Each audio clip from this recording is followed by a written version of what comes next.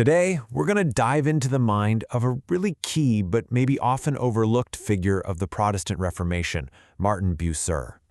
We're going to explore how he tackled one of the biggest questions of all. How in the world do you explain God? I mean, really think about it for a second. The way you'd try to describe God to a curious kid is going to be totally different from how you'd present that same idea to, say, a powerful emperor, right? Or how you'd comfort a friend who's really going through it. Well, for Martin Bucer, this wasn't just some thought experiment. This was his life's work. So here's what we're going to do. We'll see how Bucer adapted his message for these completely different audiences. We'll kick things off with his core foundation, then look at how he explained God to a child, an emperor, and the suffering before we tie it all together to see his vision of a God who gives. All right, so let's get into it.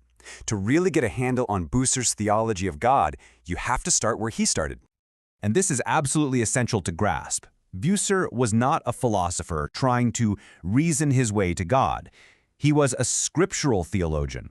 For him, the one and only source for knowing anything about God was the Bible. Every single idea, every doctrine, it all flowed directly from that text. Honestly, this is the key that unlocks his entire way of thinking. So let's see how this plays out with our first audience. Bucer's most direct and frankly clearest explanations of God were actually written for school children in Strasbourg. They were called catechisms. And let's be real, if you can explain God to a child, you really know your stuff.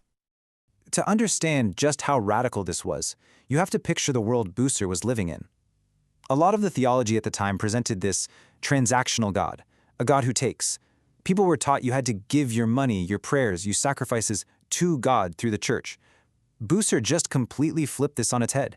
He introduced a God whose fundamental nature is to give. And this quote just illustrates his approach perfectly. Look at how he framed it for kids. He asks, "What does God give you?" And the answer isn't a list of rules or demands. It's righteousness, piety, and love. And the inheritance? It's not something you earn. It's a gift. Everlasting life. He's teaching from the very beginning that God is the source of all good things. And over the years, he even fine-tuned this message.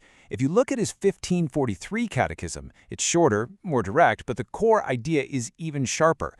God's purpose is to create everything so that we can experience his goodness. The central theme of a good and giving Father, that stays completely constant. Okay, now let's shift gears completely. We're going from a classroom of children straight to the court of the Holy Roman Emperor Charles V. The stakes here could not possibly be higher. So in 1530, Bucer was the lead author of something called the Tetrapolitan Confession.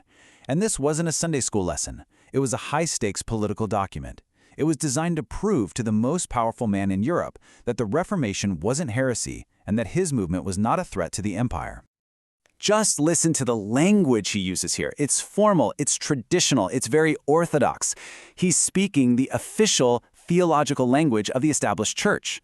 Bucer is hammering home this idea of continuity, stressing that the Reformers believe in the same Trinitarian God, the same Christ that the church has always believed in. So when you boil it down, Bucer's strategy here was all about reassurance. He wasn't introducing some new God. He was deliberately showing the emperor the God he already knew, making the case that the Reformers weren't radicals, but were actually just returning to the true traditional faith. Now for our third audience. And here, we see a totally different side of Bucer. He's not the teacher or the statesman anymore. Now, he's a pastor, comforting his own congregation in a time of real distress. For this audience, Bucer wrote a commentary on Psalm 120. This wasn't about defining doctrine or trying to make a political point. This was all about bringing hope to people who were hurting. It was about showing God as a deeply personal and merciful comforter. Wow, this is such a powerful shift in perspective. At a time when so many people believe that any kind of personal suffering was a direct punishment from God for your sins, Bucer offers a totally different view. He argues that God's mercy is greater than his judgment. Your distress isn't just a punishment. It's actually an invitation to experience God's overwhelming desire to be merciful. And right here, you see Bucer's pastoral heart in action. He lays out this clear, actionable path for finding peace. It starts with just crying out to God, then trusting that he hears you, having faith that he will deliver you, and finally, experiencing the peace that can only come from a merciful Father. It's a theology of hope put into practice. So, we've seen Bucer's God for the child, for the emperor, and for the person who's suffering. Let's pull all these threads together now. When you look at all of his work, a really complete picture starts to emerge. Bucer's God is the creator and all-powerful father he taught to children. He is the orthodox, triune God he presented to the emperor, and he is the trustworthy and merciful comforter he revealed to the suffering. But there's one attribute that underpins all of them. Whether he was speaking to a child in a classroom, a ruler in his court, or a member of his church who was in pain, Bucer's central, revolutionary message was always consistent. God's primary nature, his fundamental character, is to give goodness, to give mercy, to give peace. And that leaves us with a final thought to chew on.